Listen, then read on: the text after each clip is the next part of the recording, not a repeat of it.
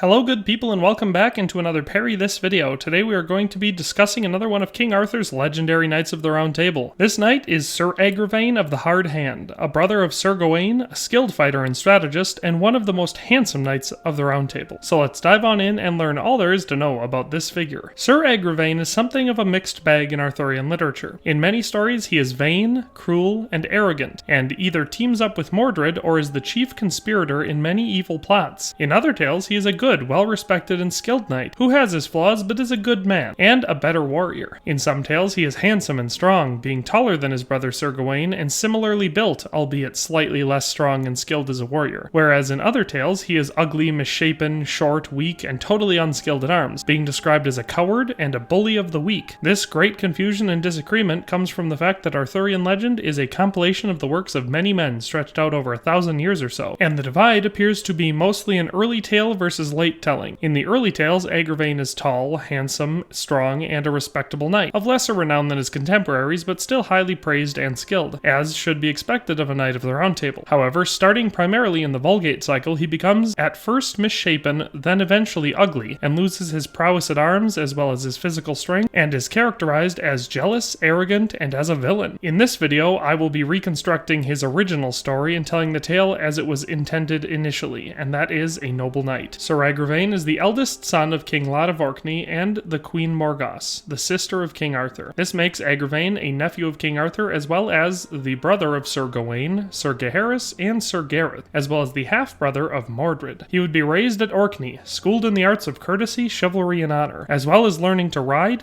joust, and fight with a sword and axe. At the age of 15, Agravain would leave as a squire with his older brother Gawain and his younger brother Gaheris. The three of them would make for Camelot to assist the King Arthur in his war against the Saxon invaders. Agravain would distinguish himself in the Saxon wars, fighting for King Arthur, overthrowing many enemies, and with his brothers would prove to be an indispensable asset to the king under the direction of the king's marshal, Sir Bedivere, and his seneschal, Sir Kay. It would be in one of the final battles where Agravain would prove himself worthy and finally earn his knighthood. In this battle, King Arthur's forces were fighting an evil Saxon warlord who had captured many of Arthur's men. When battle had been joined, Agravain would throw himself into the press and carve his way through the Saxon line. Once he had broken through the enemy line, he fought his way up the hill that the Saxons were defending. The hill was known as the Hill of Wretches, and it is at the top of this hill where King Arthur's men were being held captive. Agravain's brother Gawain among them. Agravain would fight his way all the way up the hill and would slay the guards blocking his way. Agravain would then free all the prisoners who would arm themselves with the weapons of the fallen warriors that Agravain had slain, and Agravain would lead the now armed force of prisoners in a flanking charge against the Saxons, smashing them between Arthur's main force and his own. The tide of battle would shift swiftly towards the Britons, and victory would be gained. After this battle, Agravain, Gaheris, and Gawain would all be knighted personally by King Arthur for their services in battle, and the rest of the war so far. The three brothers would continue to fight for Arthur all the way through the Battle of Badon Hill, where they would assist Arthur in finally defeating his Saxon enemies and ending the war. After the war was over, King Arthur and his knights would return to Camelot. Arthur would be crowned king of all Britons, and would marry the Lady Guinevere, making her his queen. As a wedding gift, Guinevere's father would gift Arthur a large, round stone table, and 100 knights to his service. The Round Table had room for King Arthur and 15 knights. This would begin the Brotherhood of the Round Table. King Arthur would immediately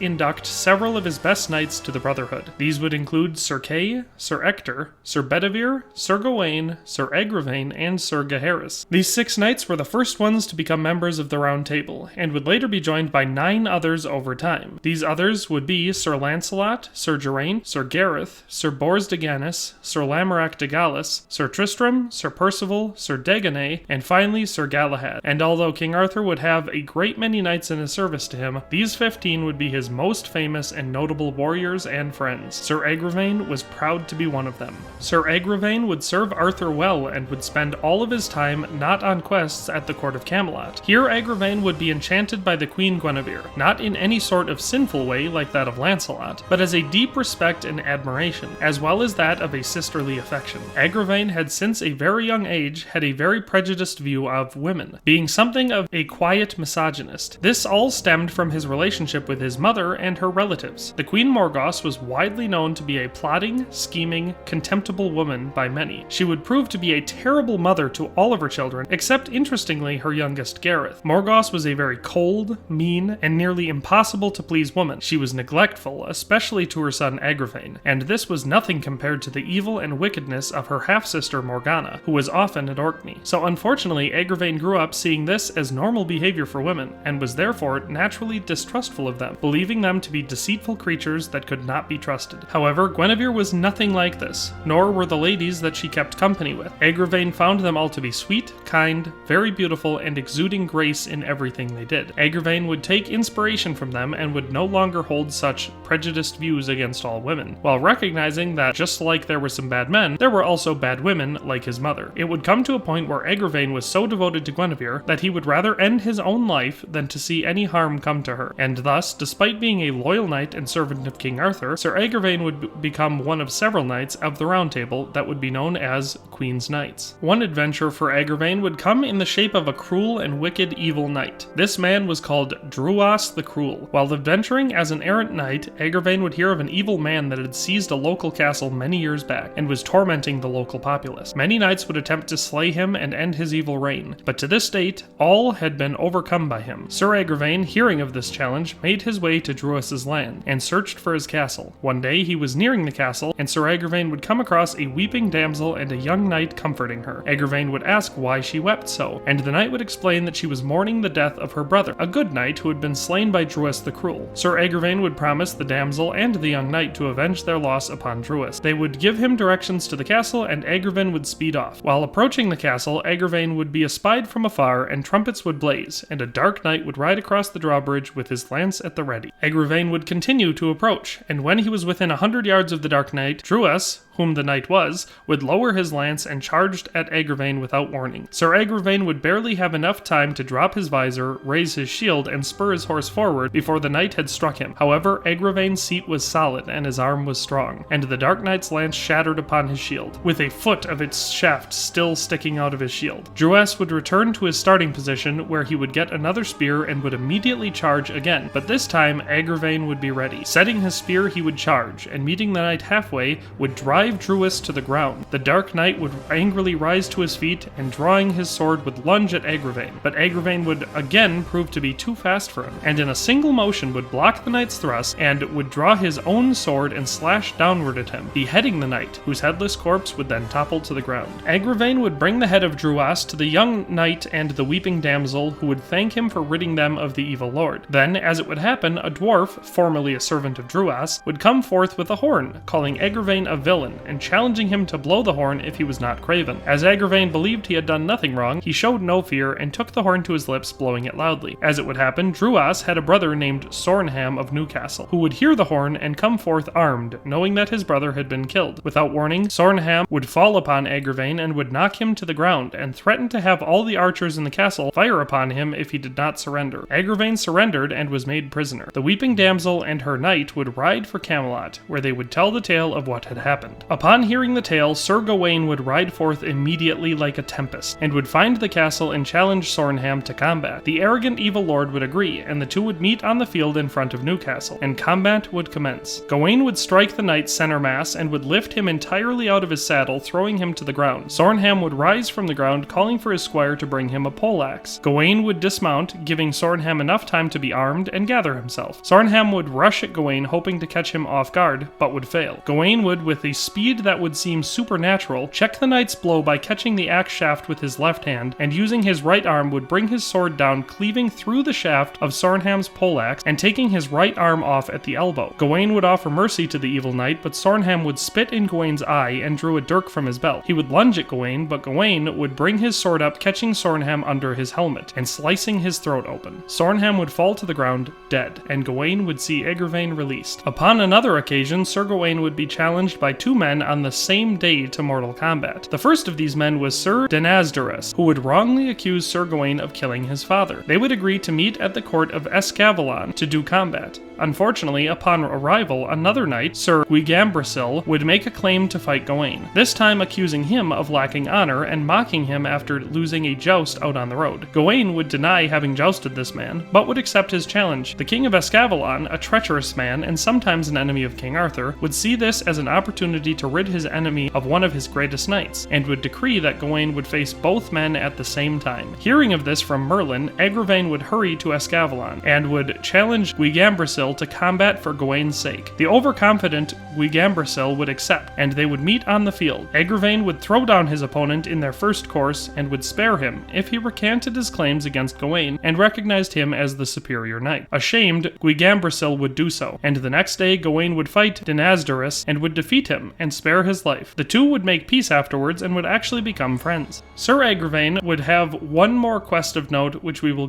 go over now. One day King Arthur was holding a tournament at Camelot, and in this tournament many of his knights would show great prowess and would gain the favor of many fair maidens. On this day Agravaine would not have the favor, and would be overthrown at the lists by 3 knights, these being Sir Lancelot, Sir Tristram, and his own brother Sir Gawain. Sir Agravaine would be eliminated from the tournament and would retire to his own home to mend his wounds. Later there would be a great feast which he would attend. Having fared poorly in the day's tournament, he would be in somewhat of a sour mood. See, at this time he had also been feeling lonely, and was longing for companionship, but as of yet had not found a woman with whom he shared any meaningful connection. As he sat brooding at his seat, a young maiden would be ushered into the hall, and would be brought before the king. To everyone else in the hall, the young maiden was plain to look at. Not ugly, but compared to the women already in the hall, and the beautiful maidens that usually sought help at Camelot, she was no match. However, the instant that Agravaine laid eyes on her, he was struck as if by a stone in the chest, and he felt lightheaded, almost as if he was dreaming. The maiden would beg King Arthur for a knight to help save her father's land from a terrible dragon. But Agravaine would hear none of what she said, as he was far too taken by her presence. King Arthur would stand, asking for someone to take her quest, and would get no immediate response. It seems that, although stunningly beautiful women would have knights lined up for miles if they needed help, for this woman, no one would pay her any heed. Seeing that no one else was going to rise to the occasion,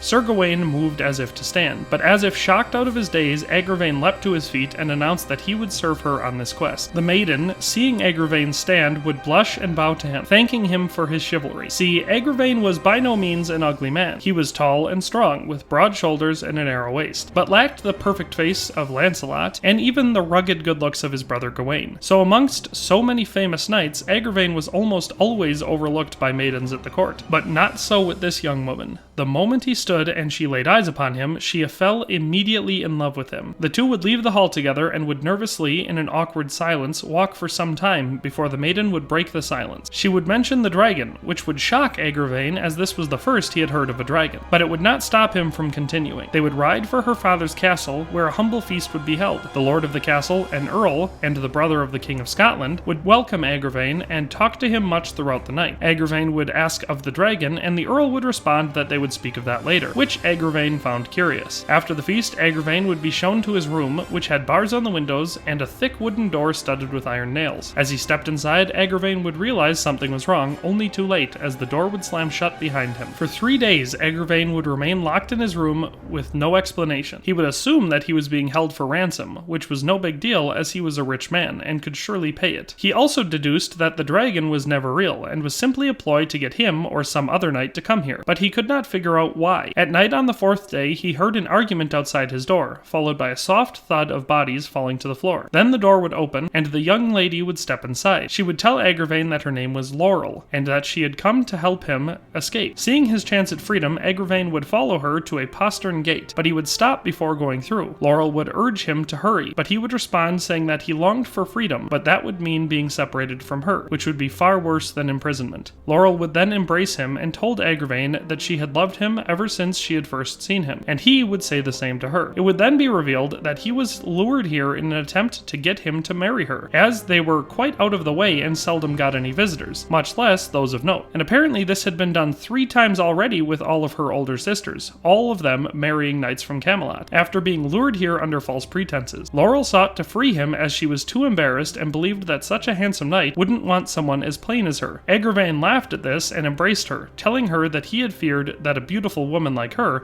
would feel the same way about him. The two would get to know each other much over the next couple months before getting married, when Agravaine and his new wife would return to the court at Camelot. Sir Agravaine's death would come several years later, and as with many of Arthur's knights, would be tragic. Morgana, otherwise known as Morgan le Fay, would reveal to her son Mordred that Sir Lancelot and Queen Guinevere were having an affair. Mordred would tell all of his brothers this, and this would start a chain of events that would end in the destruction of Camelot and the Round Table. This news would break Sir Agravain's heart, as it was the Lady Guinevere and her nobility that had softened him to women. He would take this news to King Arthur, not knowing that Mordred had only done all of this to cause trouble. King Arthur would be dismayed, but would require proof of this betrayal. He would go hunting without Lancelot, and would leave Agravaine, Gaheris, Mordred, and several of his other knights to watch and see if Guinevere and Lancelot would betray him. Unfortunately for Camelot, they would. Upon spying Lancelot going alone into the queen's bedchambers, the knights would wait for a while, and then burst in, catching the two in the act of fornication. The knights would attempt to place Sir Lancelot under arrest, but he would resist, taking a sword from one of them and killing two of the knights. Agravaine and Gaheris would draw back, not wanting to be slain or to have to slay Lancelot, who had been their friend and brother for a long time. Lancelot would flee Camelot, and Guinevere would be put under house arrest. When King Arthur returned and was informed of the events that had transpired, he would order a trial, which he would not proceed over so as to be fair. The trial would find both Lancelot and Guinevere guilty of adultery and treason, and Lancelot guilty of 2 counts of murder, and Guinevere would be sentenced to burn at the stake. Agravaine, Gaheris, and several other knights were assigned as guards to ensure the execution goes through undisturbed. As Guinevere is about to be burnt, Lancelot and his allies would charge in on horseback and attack the knights guarding the pyre. Now, these knights had swords and shields, but were not in full armor. Lancelot, seeing Agravaine, would charge at him intentionally and would thrust his spear through Agravaine's chest, killing him. He would then turn and, drawing his sword, kill Gaheris, who had rushed to Agravaine's aid. Lancelot would free Guinevere and would flee Camelot. When King Arthur would find Agravaine and later Gaheris dead, he would fall to the ground and cry, "O fair nephew, how he hated you who struck you so! Everyone must know that he who deprived my kinsman of such a knight as you are has inflicted terrible grief on me." Agravaine and Gaheris would be buried in Arthur's family tomb in Camelot, and from that day, Gawain, who had initially defended Lancelot, would become the sworn enemy of Lancelot, and would oppose him for the rest of his life. Starting in the post-Vulgate cycle and onward, there are details also attributed to Agravaine to make him into a villain. These include murdering Sir Lamorak after finding out that he and Morgause were having an affair, attempting to kill Sir Dinadan simply because he didn't like him, killing Sir Palamedes after defeating him in the woods, and even killing his own mother Morgause after finding her in bed with Lamorak. If these tales are to be believed, then Agravaine is the evilest and most despised of the sons of King Lot. However, if we go with the original tales and everything that I've stated in this video, then it makes more sense for each of these actions to have actually been completed by Mordred, as he is the actual villain in most Arthurian literature. Sir Agravaine's arms were either described as a 2-headed golden eagle on a purple field crossed with green, or as a 2-headed golden eagle wielding swords on a royal blue field. He would see success in both tournaments and on the battlefield, would marry Laurel, the niece of the Scottish king, and would not have any children before being murdered by Lancelot.